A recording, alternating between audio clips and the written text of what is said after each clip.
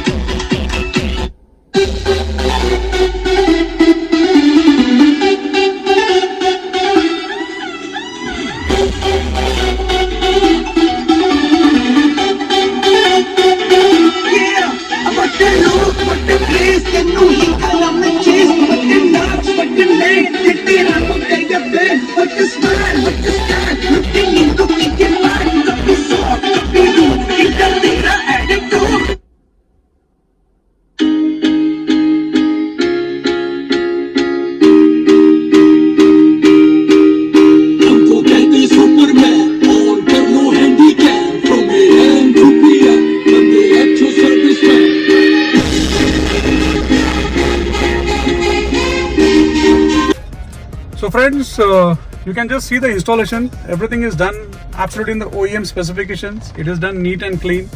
There are no error codes on the display also. You can always see that. The entire setup is fitted in the same stock locations. And we have done the damping for all the 4 doors. So let's play the music first.